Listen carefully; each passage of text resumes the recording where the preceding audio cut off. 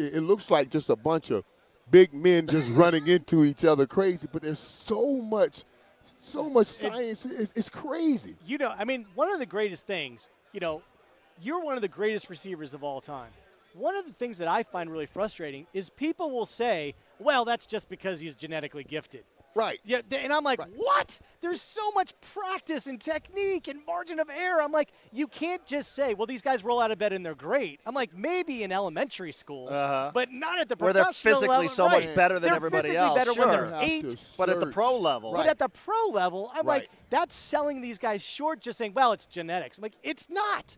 It's, dude, it is not just Right. genetics. And understanding all of those little things that you bring up on Yeah. sports science makes the difference between someone being very good and someone that will be exceptionally great. That's the huge difference. Little things. And we give Peyton Manning a lot of credit because we say, wow, he studies. Those are the little things he's trying to find out in his studies. I'll give you an example for me as wide receiver, how I integrate what he does with what I did. Now, you look at most receivers coming in the game, they have issues with getting off the ball because they're afraid of the press coverage. I had to break down this press coverage. When I line up, I said, okay, the laws of inertia. The laws of inertia tells you a moving object hitting a still object given about the same weight and size will move the still object. So I'm thinking to myself, why am I running around this guy on press coverage? I shouldn't run around him because the angle, he runs far less yards. I'm going to run through him. Now, if I'm 210 pounds, he's 210 pounds, I'll barely move him. But if I'm 210 pounds and I go through that right shoulder with no angle or that left shoulder with no angle, now I'm going through 110, 105 pounds. All I could do, I could just break right through that. I should be able to move that object. I incorporate all of that in playing football. It's the difference between winning and losing because most guys don't understand that, and they take a wide angle, and the cornerback just runs at an angle and pushes him out of bounds. It's the most incredible thing in the world is finding those very little differences, those very little things, and it can make you a champion. That's why I watch this. And you think about when you were on the field in terms of getting open. I love to like analyze this. People say, well, receivers are just fast. That's how they get open. Like Jerry Rice is not in the top 300 fastest receivers of all time. Right. He is slow by elite NFL standards, right? How did that guy get open? Because being precise is far more important than being fast. The faster you go, the harder it is to stop, the harder it is to cut. You need to know where you're going and trick the guy as to where he thinks you're going. Right. That's something that you just don't roll out of bed. The technique involved, that's what we love to break down. Yes. The margin for error and creating separation is far more important than just pure speed. Right, and what he's saying is too, it's not just important to know how to get open. It's more important to know when to be open, because even so running fast like that, I got to make sure that, all right, if the guy's faster than me, when I make my break, it has to be right after he's let the ball go. So by the time I break, he reacts to my break, and I come out the break, it's too late. The ball has hit me in the chest. I don't care how fast he is. He can't cover that ground faster than that ball. It's just so incredible, man. I just love watching all that you do. Keep doing what you do. When did this happen for Michael Irvin? When did this part? When did the psychology of it all become part of it? My rookie year, I got in the league at high school. In high school, I was able to beat your butt. In college, I would just beat your butt. I got in my rookie year. Man, and Everson Wall whooped my butt. I was like, wait a minute, this is crazy right here. My first play, I saw Calvin Martin. He came off the ball. He was quick, and he went around, and he was able to get around him. So I thought, I'm going to try the same thing. And I went in, bam, and I wasn't as quick. And he caught me in my shoulder and knocked me down. And for the first few days of camp, I was like, wow, I got to come up with something. And Kmart said, Michael, why are you going around him? You're too big. He says, go look at film and think, can you narrow that gate? You're not quick enough to go all the way around him. And I started thinking on this. And I started breaking it down. Now, the key to it is I have to move first because that's what the law of inertia says. I have to be the moving object. So what I did then was remove sound travel, the time it takes for sound to travel. I know when Troy said blue 18 at the center position, it reverberated out to me. Blue 18, blue 18, blue 18, blue 18, blue 18. Blue 18, so it has to go past the guard, the tackle, the tight end, all the way out to me. So I wait. After he says set, I wait a tenth of a second. I never really hear Hut. When he says Hut at the center, I'm leaving at the wide receiver position. I eliminate Hut traveling through the guard, through the tackle, through the tight end, all the way out to the receiver.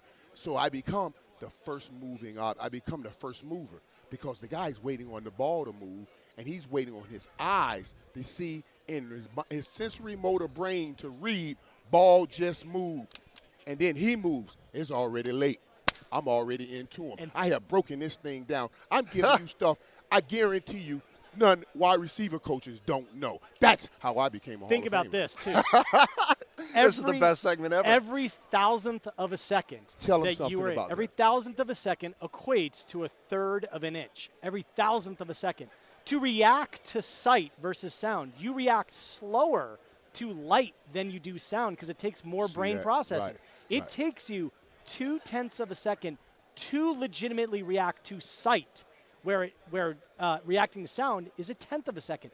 So when you start multiplying that out, and you're like, off the line of scrimmage, you already have 6 inches. That's every. I mean, 6 inches. That means slow Michael Irvin can run by fast Darrell Green, and fast Deion Sanders, and fast Rod Woodson's. Because I caught you with the law of inertia at the line of scrimmage, and I beat you right then. That's the game. Michael Irvin and John Brenkus are here at San Diego Sports Leader, the Mighty 1090. Already, I think we've set the bar really, really high for this radio program. I did not expect to have this conversation go on the way it did. That's amazing, that you can look at the defensive backs there and you can think, hey, as big and strong and fast as I might be, this is the little bit of an edge that I'm going to get against the Deion Sanders. It's phenomenal. And I would think also, when you look at the look at the defensive backs here as the teams on the Super Bowl, it seems like guys like Revis, Sherman, they get credit for what they do, but this is the mental part. This is what they do. Darrelle Revis is so good, man, and you watch, and some of you guys, watch how he doesn't lift his legs. He doesn't run with his knees up. He runs like Deion. He kind of scoot along. And if I'm studying, when I study DBs like that, any guy that kind of scoots along, that means he has a great deal of ground contact. Any guy that has a great deal of ground contact is going to be a great cutter because it takes ground contact to cut. You go get a guy like Richard Sherman. He lifts his knees a little bit more. But he has such great awareness and ball skills because he played wide receiver. So, if I'm going against a Darrelle Revis, anytime I make a cut, since I know he has a lot of ground contact, I'm going to lean my body on him. So he's not going to just be able to cut freely. I want him to cut through my weight because I'm bigger than him, even though he's quicker than me. Those are the things, little things like that make a huge difference. I love looking at people get obsessed about the 40 time. And I'm like, 40 yards in a straight line all out hardly ever happens. I mean, that's a silly.